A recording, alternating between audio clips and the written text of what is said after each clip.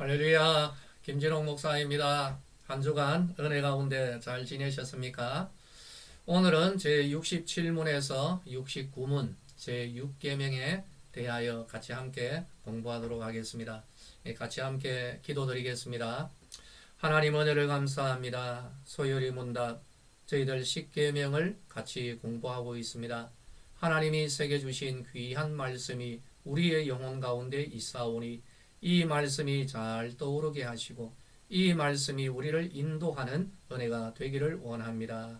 오직 하나님 함께 하시기를 소망하옵고 예수님의 이름으로 기도하옵나이다. 아멘. 할렐루야.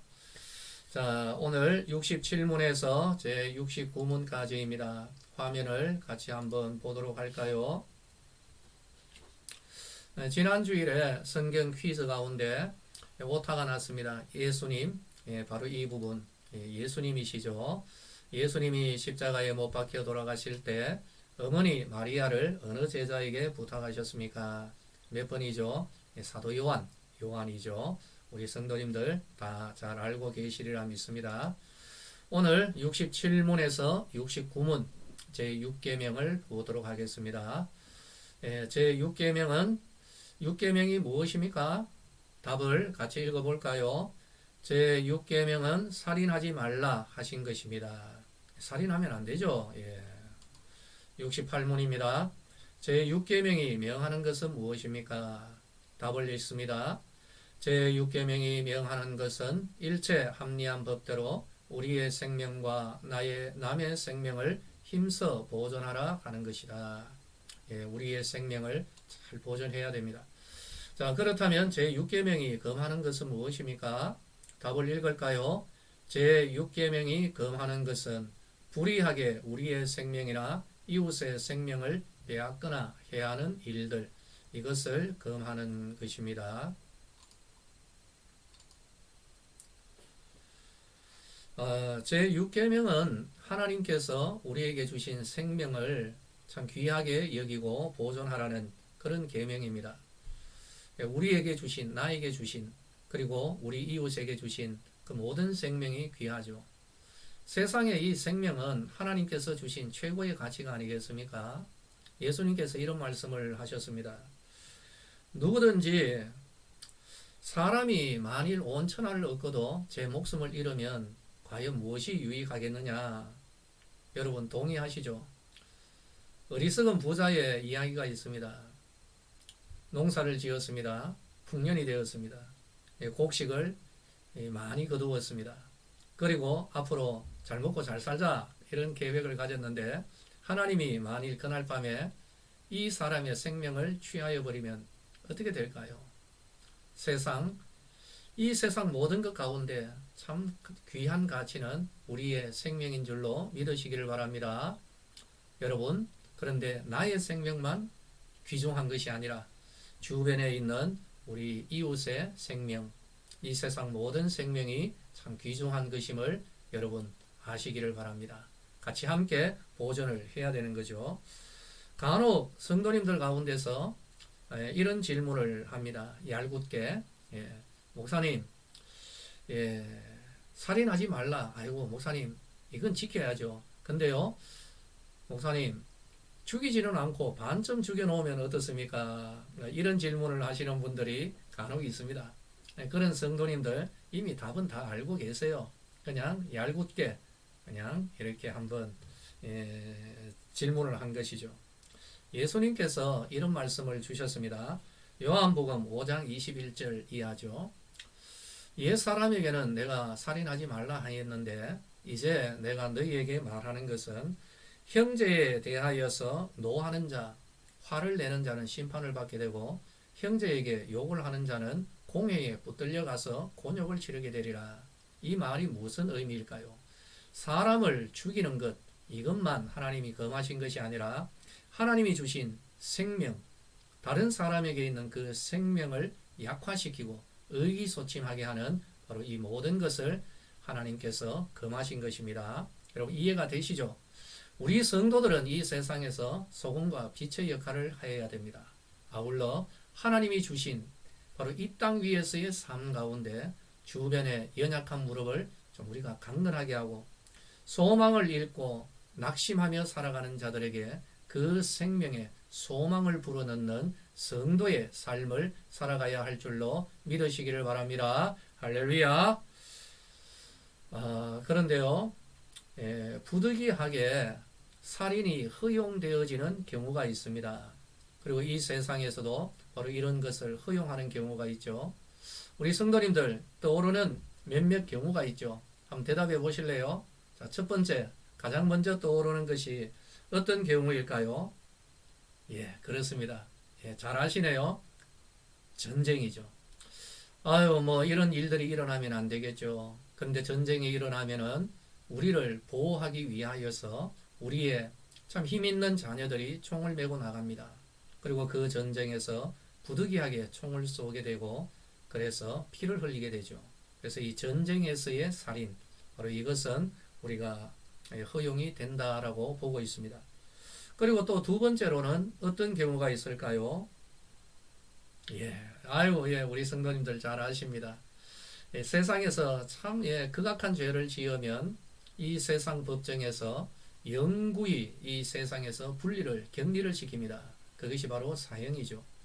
자, 그러면은 사형을 집행해야 되는데 누가 사형 집행을 합니까? 바로 그런 일을 감당할 수 있는 바로 예, 사형 집행관이겠죠. 바로 이러한 분들이 세속 법정에서 내려진 결정에 따라서 한 사람의 생명을 끊는 이 사형 집행, 이건 역시 허용이 되어지죠. 또 다른 경우도 있을 것입니다. 어떤 경우일까요? 누군가가 나를 해치려 합니다. 그때 부득이하게 정당방위로 타인의 생명, 살인을 하는 경우가 간혹 있습니다. 바로 이러한 때에 세속 법정에서는 정당방위로 해서 허용을 하는 그러한 경우이죠. 자, 그런데요, 우리가 지금 이 시간 하나 더 생각하기를 원하는 것은 여러분, 스스로 자기의 목숨을 끊는 그런 경우를 우리가 어떻게 생각해야 될까요? 예수님께서 십자가에 못 박혀 돌아가십니다. 그런데 이것은 예수님께서 스스로 우리를 위하여 목숨을 버리신 경우이죠. 예수님은 이런 말씀을 주셨어요. 요한복음 10장 11절에서 나는 선한 목자라. 선한 목자는 양들을 위하여 목숨을 버린다. 스스로 목숨을 버리죠. 그런데 어떤 경우입니까? 양들을 위하여서, 양들의 생명을 위하여서, 양들의 구원을 위하여서 예수님께서 목숨을 버리셨습니다. 그런데 예수님의 제자 베드로는 요한복음 13장 37절에서 이런 말을 합니다. 예수님, 주를 위하여 내 목숨을 버리겠나이다. 이건 어떤 경우일까요? 여러분, 진리를 위하여서, 예수님을 위하여서 순교를 의미하는 것이죠. 바로 이러한 경우입니다. 예수님은 또 바로 이런 말씀을 합니다. 사람이 친구를 위하여 자기 목숨을 버리면 이보다 더 큰 사랑이 없나니 타인의 생명을 건지기 위하여서 자기 생명을 희생하는 바로 그런 자기 희생의 경우도 있을 것입니다. 사도 요한은 요한 1서 3장 16절에서 이런 말씀을 합니다. 그러므로 우리도 형제들을 위하여 예수님이 우리를 위하여 목숨을 버리셨으니 우리도 형제들을 위하여 목숨을 버리는 것이 마땅하니라. 이 말은 무엇일까요? 우리들의 형제를 위하여 우리를 희생하는 것, 이것은 아름다운 희생이다라고 그렇게 말하고 있는 것입니다. 사랑하는 성도들이여, 목숨을 버리면서까지 하나님의 진리와 또 사명을 수행하는 그런 일들은 우리가 생각하는 하나님이 금하신 자살의 범주에는 들지를 않습니다. 도리어 우리는 이를 가리켜서 순교 또는 이 세상에서는 순직, 의로운 죽음이라고 그렇게 규정을 하고 있는 것이죠. 문제는 우리가 일반적으로 생각하는 자살의 경우입니다. 여러모로 참 힘들어서, 어려워서, 다른 길이 안 보여서 그래서 모든 것을 포기하고 스스로 그냥 목숨을 끊음으로써 자기가 당면하고 있는 문제를 해결하려고 하는 그런 경우이겠죠. 이 부분을 우리가 어떻게 보아야 할까요? 첫 번째, 하나님은 어떤 경우에서든지 살인을 금하십니다.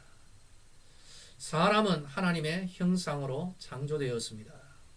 무엇보다도 생명의 주인은 하나님이십니다. 우리에게 주어져 있는 생명은 우리의 것이 아니라 하나님의 것입니다. 그래서 생사를 주관하시는 분은 하나님이시지 우리가 결정을 내릴 수가 없습니다. 특별히 우리 성도들은 예수 그리스도께서 그 보배로운 피로 값주고 사신 그런 그리스도의 것이 되고 있습니다. 성경은 스스로 목숨을 끊는 이 자살을 분명하게 금하고 있습니다. 그렇게 하지 말라는 것이죠. 어렵고 힘든 상황이라 할지라도 죽음으로써 해결하는 것이 아니라 하나님의 은혜로 살아내는 은혜의 역사가 우리들 주변 가운데 일어나게 되기를 예수님의 이름으로 축원합니다. 할렐루야. 여러분, 자살은 하나님이 금하셨습니다. 그런데 이런 질문이 있어요. 우리 성도님들 가운데서 자살하면 지옥에 갑니까? 구원에 대한 문제이죠. 이 부분은 우리가 하나님의 주권에 맡겨야 됩니다. 이런 죄는 지옥 가고 저런 죄는 용서받는다. 이런 공식을 우리가 세워서는 곤란합니다. 예수 믿지 않는 죄를 제외하고는 모두 다 예수 그리스도의 보혈의 은혜로 말미암아 예수 그리스도의 그 은혜로 말미암아 여러분 죄 사함을 받고 구원받는 줄로 믿으시기를 바랍니다. 할렐루야. 믿으시면 아멘 하시기를 바랍니다.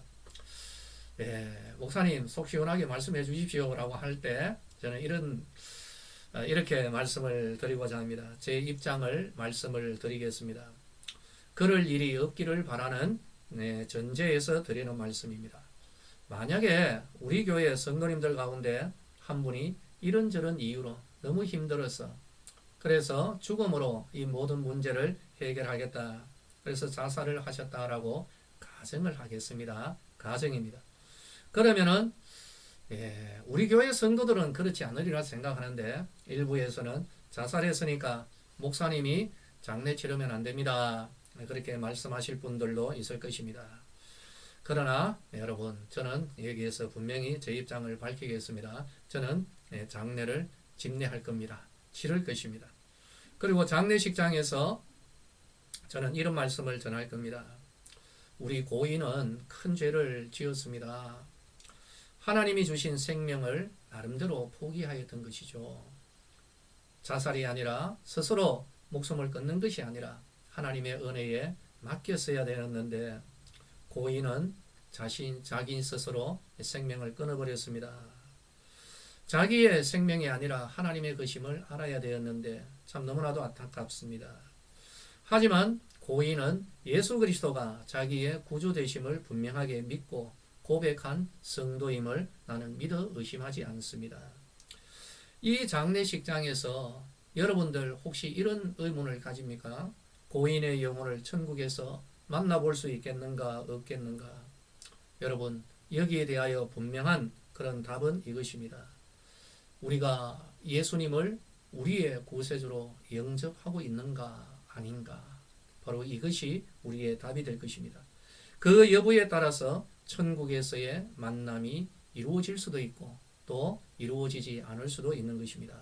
사랑하는 성도들이여, 우리의 구원은 오직 예수 그리스도와 그 보혈의 은혜로 말미암는다라는 것을 잊어서는 안 되는 것입니다.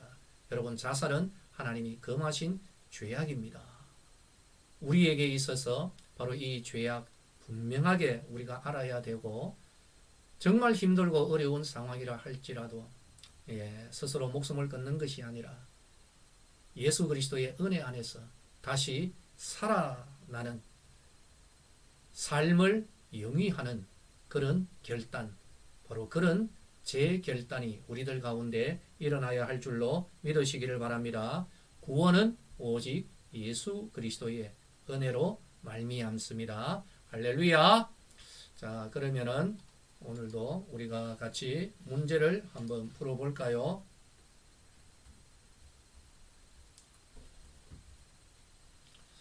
자, 여러분, 다음 중 허용이 되지 않는 살인은 무엇입니까? 1번 정당방위 살인, 2번 전쟁 중의 살인, 3번 자살, 4번 사형수 형집행. 여러분 여기에 대한 답을 오늘도 보내주시기를 바라겠습니다. 할렐루야. 오늘은 제 6계명을 같이 공부했고요. 다음 주에는 제 7계명 간음하지 말라 여기에 대하여서 함께 공부하도록 하겠습니다. 한 주간도 하나님 은혜 가운데 복되게 지내시기를 예수님의 이름으로 축원합니다. 할렐루야.